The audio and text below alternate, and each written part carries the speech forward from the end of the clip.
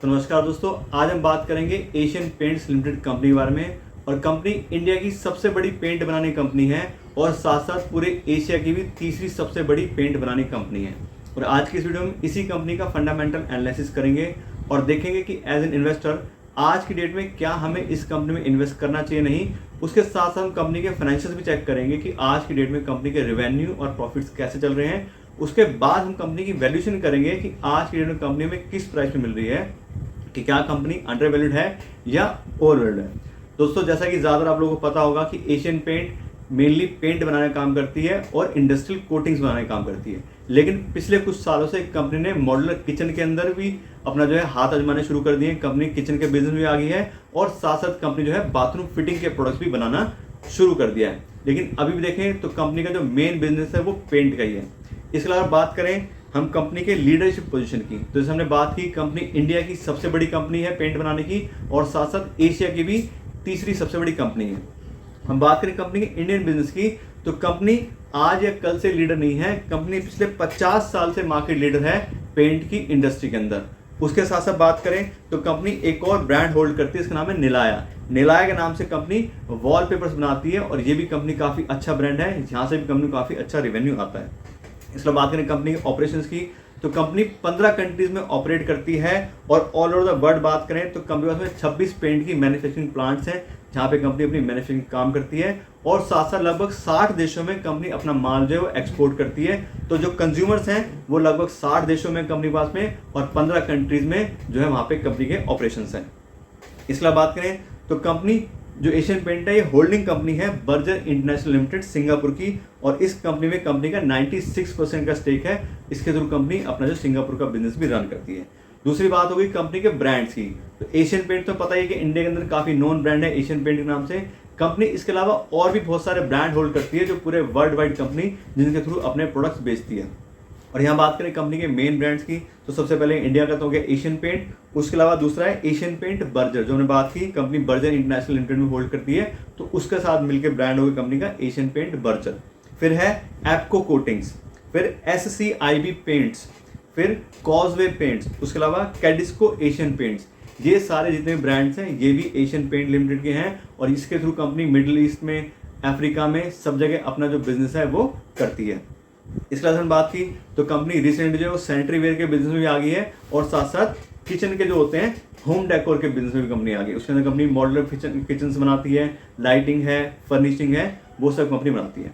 और हम बात करते हैं कंपनी के पेंट बिजनेस की। सबसे पहले तो यहाँ पे बात करें तो कंपनी बहुत ही डोमिनेंट शेयर होल्ड करती है इंडियन मार्केट के अंदर। कंपनी के पास में 50% से ज़्यादा इकलौता एशियन पेंट के पास में मार्केट शेयर है पूरी जो डोमेस्टिक मार्केट है पेंट की, और ये बहुत ही स्ट्रॉन्ग नंबर है। जैसे हमने बात की ये 1-2 साल की बात नहीं है, पिछले 50 साल से मार्केट लीडर है एशियन पेंट्स अपनी कैटेगरी के अंदर। उसके अलावा 50% शेयर तो हो गया एशियन पेंट का, जो उसका सेकंड नंबर यानी कि जो इससे सेकंड कॉम्पिटिटर है उसका सिर्फ 16% का मार्केट शेयर है। तो वही बात है कि आसपास जल्दी से कोई भी कॉम्पिटिशन नहीं है और कंपनी बहुत ही स्ट्रॉन्ग मार्केट शेयर होल्ड करती है। इसके अलावा बात करें ऑटोमोटिव इंडस्ट्रियल जो कोटिंग्स होती है उसके अंदर भी कंपनी काफ़ी हेल्दी पोजीशन होल्ड करती है और इसके अंदर भी कंपनी का 20% का मार्केट शेयर है और ये भी काफ़ी अच्छा नंबर है। तो साथ देखें तो पेंट बिजनेस के अंदर बहुत ही ज़बरदस्त पकड़ है कंपनी की, इंडिया के अंदर भी और इंटरनेशनल भी। इसके बाद बात करें कंपनी के किचन बिजनेस की, तो हम बात करें तो अभी तक ज़्यादातर क्या होता था कि जो लोग मॉडलर किचन या किचन के जो फर्निशिंग का काम कराते थे वो जनरली किसी भी लोकल कारपेंटर से या इंटीरियर डिजाइन से कराते थे। लेकिन अब आने वाले टाइम में और पिछले कुछ सालों से मॉडलर किचन के अंदर खास करके ब्रांड्स की काफ़ी डिमांड आ गई है कि लोगों को ब्रांडेड प्रोडक्ट्स चाहिए जो कि रेडीमेड आते हैं, काफ़ी दिखने में अच्छे हैं, ड्यूरेबल हैं। तो कंपनी जो लोग हैं वो ब्रांड के साथ जाना पसंद कर रहे हैं। तो उस मार्केट को देखते हुए एशियन पेंट्स भी उस कैटेगरी में आ गए हैं अपने प्रोडक्ट्स को लेकर के। और इस जो किचन बिजनेस में इसमें एंट्री करने के लिए कंपनी ने 2013-14 के अंदर स्लीक कंपनी को एक्वायर किया था और उसके थ्रू कंपनी इस बिजनेस में आई थी। और हम बात करें जो ओवरऑल मार्केट है जो किचन के मॉडल किचन की है वो लगभग 15,000 करोड़ रुपए की है और काफ़ी ह्यूज यहाँ पे मार्केट स्पेस है जिसको कंपनी एक्वायर कर सकती है। इसीलिए कंपनी ने पिछले 5-7 सालों से इसमें एंट्री कर ली है और इसके अंदर भी कंपनी अपना जो मार्केट शेयर है वो काफ़ी अच्छे से बढ़ाना चाह रही है। इसके बात करें कंपनी के बाथरूम फिटिंग्स के बिजनेस की, और इसके अंदर भी एंट्री करने के लिए कंपनी ने 2014-15 के अंदर एस नाम की जो कंपनी है उसके कुछ फ्रंट लाइन के जो प्रोडक्ट्स थे उनको एक्वायर किया था और बाद में धीरे धीरे कंपनी ने अपने प्रोडक्ट डेवलप करने शुरू कर दिए हैं और उसके थ्रू भी कंपनी इस मार्केट के अंदर आ गई है। तो हम देखें तो कंपनी का जो एग्जिस्टिंग बिजनेस है वो तो काफी अच्छा था ही पेंट का। कंपनी ने अपने प्रोडक्ट को डाइवर्सिफाई करने के लिए मॉडुलर किचन में भी आ गई कंपनी, साथ साथ बाथरूम फिटिंग्स के अंदर भी कंपनी जो है अपने प्रोडक्ट ऑफर कर रही है। तो आप देखें तो कंपनी का जो एग्जिस्टिंग बिजनेस है वो भी काफी अच्छा है और साथ साथ कंपनी की फ्यूचर ग्रोथ भी काफी अच्छी दिखाई दे रही है कि कंपनी अलग अलग सेगमेंट के थ्रू भी वहां से कंपनी रेवेन्यू जनरेट करना चाह रही है। इसके बाद बात करें कंपनी के रेवेन्यू ब्रेकअप की, तो अभी भी जैसे हम बात की कंपनी को मेनली जो रेवेन्यू है वो डेकोरेटिव पेंट से आता है। कंपनी को डेकोरेटिव पेंट से 84% का मेजरली रेवेन्यू आता है। उसके अलावा जो कंपनी इंडस्ट्रियल कोटिंग का काम करती है वहां से 2.5% रेवेन्यू आता है। इंडस्ट्रियल जो इंटरनेशनल ऑपरेशन है कंपनी के, जो दूसरे देशों में कंपनी माल बेचती है वहां से लगभग 11.5% रेवेन्यू आता है। और बाकी जो कंपनी ने होम इंप्रूवमेंट का बिजनेस किया है जिसमें किचन और ये बाथरूम फिटिंग्स का है वहां से अभी कंपनी को 2.5% रेवेन्यू आता है। तो इस तरह देखें तो कंपनी ने शुरुआत कर दी है अपने नए बिजनेस की, लेकिन अभी कंपनी को जो होम इंप्रूवमेंट का बिजनेस है वहां से सिर्फ 2.5% का रेवेन्यू आता है, जो कि अभी एक तरीके से देखें तो ग्रोइंग स्टेज पे ही है। इसके अलावा जैसे हमने बात की थी कंपनी इंडिया के अलावा 60 अलग अलग कंट्रीज में अपना माल बेचती है। तो अब हम चेक करते हैं कंपनी का ज्योग्राफिकल रेवेन्यू ब्रेकअप और यहाँ पे देखें तो कंपनी को एशियन कंट्रीज से जो है वो सबसे ज्यादा रेवेन्यू आता है 51% का। उसके बाद में मिडिल ईस्ट की जो कंट्रीज है वहां से कंपनी को 26% रेवेन्यू आता है और अफ्रीका से कंपनी को 19% होता है। बाकी और जो भी कंट्रीज है वहां से कंपनी को 4% आता है। तो इस तरह से देखें तो कंपनी का जो ज्योग्राफिकल रेवेन्यू है वो भी काफी अच्छे से डाइवर्सिफाइड है कि ऐसा नहीं कि एक ही कंट्री पे या एक ही लोकेशन में कंपनी की ज्यादा डिपेंडेंसी है।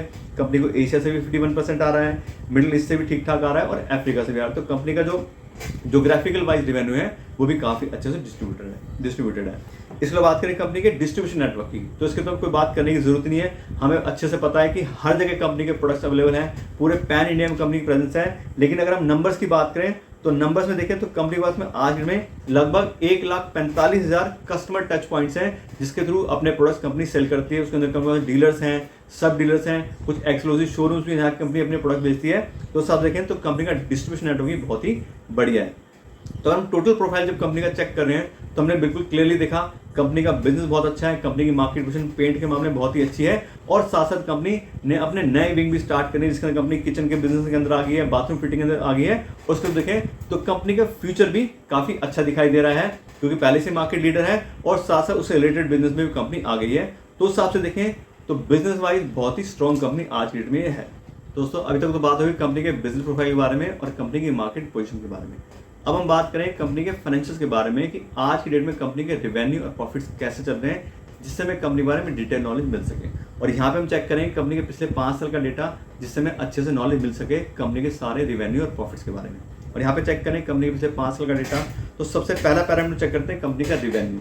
और रेवेन्यू चेक करने से हमें ये पता लगता है कि साल दर साल कंपनी के रेवेन्यूज बढ़ रहे हैं, इसका मतलब कंपनी के अंदर काफी अच्छे से ग्रोथ आ रही है या नहीं आ रही है, इसका पता हम रेवेन्यू ग्रोथ से लगाते हैं।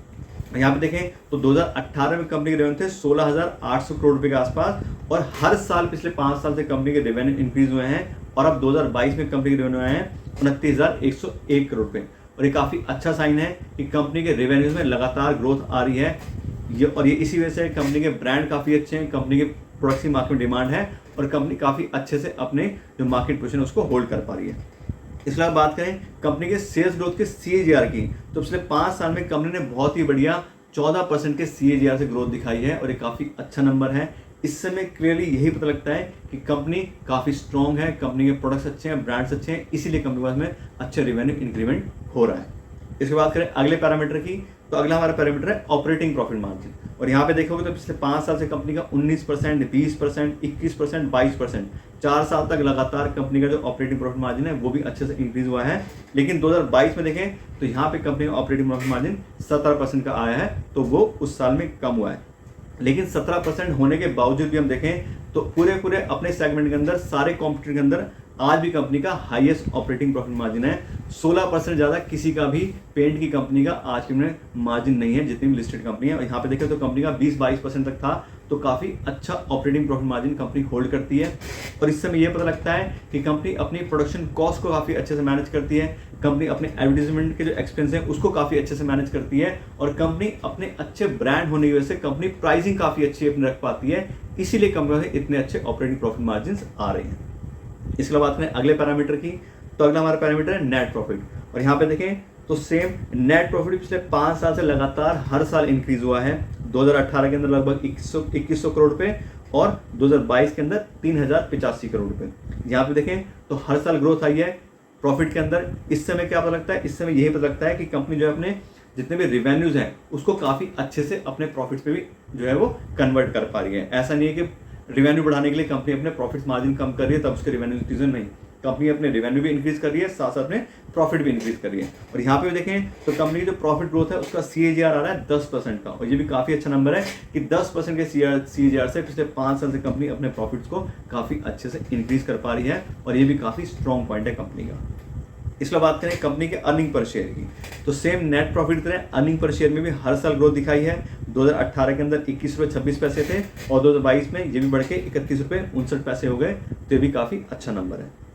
इसके बात करें अगले पैरामीटर की, तो अगला हमारा पैरामीटर है डिविडेंड पे आउट परसेंटेज। और यहाँ पे देखें तो बहुत ही एक्सीलेंट नंबर है। कंपनी पिछले 5 साल से डिविडेंड तो पे किया ही है हर साल, उसके अलावा कंपनी ने बहुत अच्छे अमाउंट पे पेमेंट किया है, मतलब 40% से ऊपर ही है हर साल का डिविडेंड, 41%, 47%, और लास्ट ईयर में देखें 2022 में तो 61% का काफ़ी अच्छा कंपनी ने डिविडेंड पे आउट दिया है। और इससे भी हमें यही पता लगता है कि कंपनी कैश रिच कंपनी है, कंपनी को अपने सारे खर्चे करने के बाद पैसा बचता है तभी वो आगे डिविडेंड पे कर पा रही है अपने इन्वेस्टर्स को।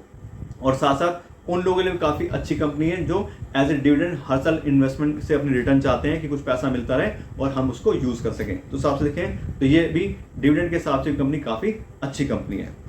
इसमें बात करें अगले पैरामीटर की, तो अगला हमारा पैरामीटर है डेट बाय इक्विटी रेशियो। और डेट बाय इक्विटी रेशियो से हमें ये पता लगता है कि कंपनी अपना कितना पैसा लगा के बिजनेस कर रही है और कंपनी ने लोन कितना लिया हुआ है। अगर कोई भी कंपनी ज़्यादा लोन लेती है तो ज़्यादा रिस्की हो जाती है, क्योंकि एक तो कंपनी ने हर साल इंटरेस्ट पेमेंट करनी होती है और साथ साथ पैसा भी जो है रिटर्न करना पड़ता है अपने बिजनेस में निकाल कर।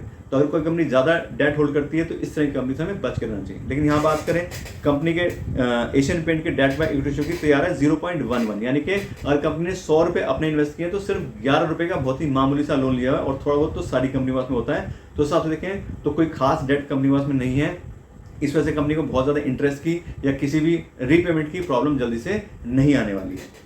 इसके बाद में अगले पैरामीटर की, तो अगला हमारा पैरामीटर है रिटर्न ऑन इक्विटी।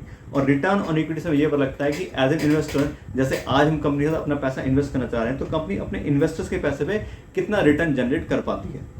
और यहाँ पे देखें तो पिछले साल का कंपनी का रिटर्न ऑन इक्विटी आ रहा है 23% का, और ये काफ़ी अच्छा नंबर है, क्योंकि 15% या उससे ज़्यादा किसी भी कंपनी का अगर रिटर्न ऑन इक्विटी होता है उसको काफ़ी अच्छी कंपनी माना जाता है। इस कंपनी का 23% आ रहा है, तो ये काफ़ी अच्छा नंबर है। ये तो होगी लास्ट ईयर के बाद। अगर पिछले 5 साल का भी हम कंपनी का रिटर्न ऑन इक्विटी का नंबर देखते हैं तो ये 25% है, और ये भी काफ़ी अच्छा नंबर है कि कंपनी जो भी इन्वेस्टर अपना पैसा कंपनी से इन्वेस्ट करते हैं उनके पैसे पर काफ़ी अच्छा रिटर्न जनरेट कर पाती है। इस तरह से अगर हम सारे कंपनी के फाइनेंशियल चेक कर रहे हैं तो हमने बिल्कुल क्लियरली देख लिया, कंपनी के रेवेन्यूज भी काफ़ी अच्छे से ग्रो हुए हैं, कंपनी का डिविडेंड पेमेंट बहुत बढ़िया है, कंपनी के प्रॉफिट्स में भी अच्छा खासा 10% के CAGR से इंक्रीज हुआ है, और कंपनी कोई खास डेट भी होल्ड नहीं करती है। तो साथ देखें तो बिल्कुल क्लियरली हमें दिखाई दे रहा है कि कंपनी ने टॉप लाइन से लेकर बॉटम लाइन तक सारे ही लगभग पैरामीटर्स में काफ़ी अच्छी ग्रोथ करी है। इसको देख के बिल्कुल हम क्लियरली कह सकते हैं कि कंपनी बहुत ही स्ट्रॉन्ग फाइनेंशियल होल्ड करती है, काफ़ी अच्छी कंपनी की फाइनेंशियल पोजीशन आज की डेट में है। दोस्तों अभी तक तो बात होगी कंपनी के फाइनेंशियल्स के बारे में और कंपनी की बिजनेस प्रोफाइल के बारे में। अब हम बात करें कंपनी की वैल्यूएशन के बारे में कि आज की डेट में कंपनी हमें किस प्राइस में मिल रही है, कि क्या कंपनी अंडर वैल्यूड है या ओवर वैल्यूड है। और मैं आपको बता दूं किसी भी कंपनी की वैल्यूएशन करने के लिए मैं यूज़ करता हूं डिस्काउंटेड कैश फ्लो एनालिसिस, और उसके अंदर कंपनी को फ्री कैश फ्लो के ऊपर वैल्यू करते हैं, कंपनी कितना फ्री कैश फ्लो जनरेट कर पा रही है उसके हिसाब से उसकी कितनी वैल्यू बनती है। और फ्री कैश फ्लो का मतलब होता है कि वो पैसा जो कंपनी को सारे खर्चे करने के बाद बचता है, सारा का सारा ऑपरेटिंग एक्सपेंसेस, कैपिटल एक्सपेंडिचर सब करने के बाद जो कंपनी के पास फ्रीली अवेलेबल कैश होता है, हम उसको कंपनी की एक्चुअल इनकम मानते हैं और उसी के ऊपर कंपनी को वैल्यू करते हैं। क्योंकि नेट प्रॉफिट में कई बार क्या होता है, कंपनी नेट प्रॉफिट बुक तो कर लेती है लेकिन सारा पैसा कुछ कंपनीज को मिल नहीं पाता है, बैड डेट्स हो जाते हैं, या अगर कंपनी को पैसा मिलता भी है तो बार बार वो पैसा उसको अपने बिजनेस में इन्वेस्ट करना पड़ जाता है, और एज एन इन्वेस्टर या ओनर वो पैसा वो बंदा अपने घर नहीं लेके जा सकता है। तो एक्चुअल जो कंपनी की इनकम होती है वो फ्री कैश फ्लो ही होती है, तो उसी के ऊपर कंपनी को वैल्यू करते हैं। यहाँ पे देखें पिछले 3 साल का फ्री कैश फ्लो, तो 2020 में कंपनी के पास था 2218 करोड़ रुपए, 2021 में 3395 करोड़ रुपए, और 2022 में था 436 करोड़ रुपए। अब क्योंकि इसमें वेरिएशन आ रहा है तो हम इसका एवरेज ले लेते हैं, तो पिछले 3 साल के फ्री कैश फ्लो का एवरेज आ गया 2020 करोड़ रुपए, यानी कि 2020 करोड़ रुपए के आसपास हर साल कंपनी जो है फ्री कैश फ्लो जनरेट करती है। अब इस फ्री कैश फ्लो से कंपनी की वैल्यू निकालते हैं तो आती है 1,01,000 करोड़ रुपए।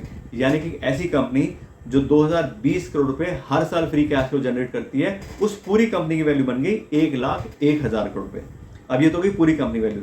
अब अगर इसको पर शेयर के हिसाब से निकालते हैं तो आती है 1,050 रुपए। यानी कि अगर हम 1,050 रुपए के हिसाब से एशियन पेंट्स लिमिटेड कंपनी में इन्वेस्ट करेंगे तो कंपनी को फेयर वैल्यू पे खरीदेंगे। ठीक है, कंपनी इतना कैश जनरेट करती है, फ्री कैश फ्लो जनरेट करती है, उसके हिसाब से इतनी इसकी वैल्यू बनती है। लेकिन जैसा हम हमेशा बात करते हैं कि अगर हम किसी भी कंपनी को फेयर वैल्यू पे या प्रीमियम देके खरीदेंगे तो हमारा रिस्क बहुत ज़्यादा इंक्रीज हो सकता है, क्योंकि जो भी हमने डेटा चेक किया है, जो भी हमने फ्री कैश फ्लो चेक किए हैं, मार्जिन चेक किए, वो सब क्या है, पास्ट रिकॉर्ड है। हो सकता है फ्यूचर में कंपनी ऐसा परफॉर्म कर पाए, ना कर पाए, कोई कंपटीशन आ जाए या कंपनी को कोई इंटरनल प्रॉब्लम आ जाए, तो हमें हमेशा अपने जो भी रिस्क हैं उसको पहले से मैनेज करके चलना चाहिए, जिससे हम अपना प्रॉफिट इंक्रीज कर सकें और साथ साथ जो लॉस होने के चांस है उसको भी हम कम से कम कर सकें।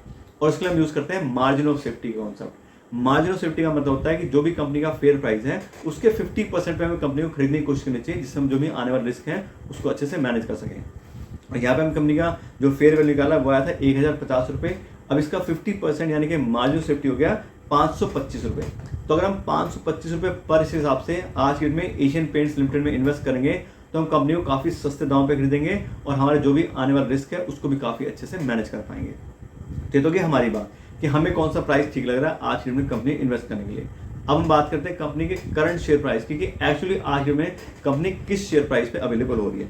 तो आप बता दें आज के डेट में कंपनी का जो करंट शेयर प्राइस आ रहा है वो आ रहा है 3,393 रुपये पर शेयर। यानी कि इसका मतलब हो गया कि कंपनी की जो फेयर वैल्यू हम निकाली 1,050 रुपये, उसके 3 गुने प्राइस पे कंपनी आज में ट्रेड कर रही है, कंपनी की शेयर प्राइस ट्रेड करें।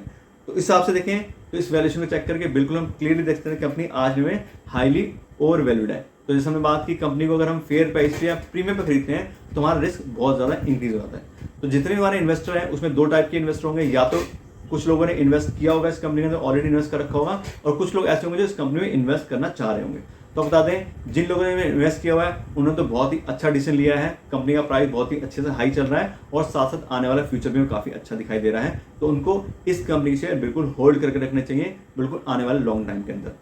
और अगर सेल करने की बात आती है तो सेल सिर्फ एक ही कंडीशन में करना चाहिए, जो अगर उनको उस पैसे की जरूरत है, अदरवाइज कंपनी बहुत अच्छी है और अगर आपने इसके शेयर लिए हुए हैं तो बिल्कुल उसको होल्ड करके रखिए। उसके बाद बात करें नए इन्वेस्टर की जो इसमें इन्वेस्ट करना चाह रहे हैं, तो आज की डेट में तो बिल्कुल भी सही टाइम नहीं लग रहा है, क्योंकि कंपनी बहुत ज़्यादा हाई प्रीमियम चल रही है। अगर हम आज की डेट में इन्वेस्ट करेंगे तो प्रॉब्लम क्या है कि कंपनी उतना पैसा नहीं कमा पा रही है, कंपनी उतना फ्री कैश फ्लो जनरेट नहीं कर पा रही है जितना उसकी वैल्यू है, क्योंकि सिर्फ हमें नहीं पता है, सारी दुनिया को पता है कंपनी अच्छी है, एफआईज को भी पता है, डीआईज को पता है, बहुत सारे जो म्यूचुअल फंड हाउस है उनको पता है, इसीलिए कंपनी की हाई वैल्यूएशन आ रही है।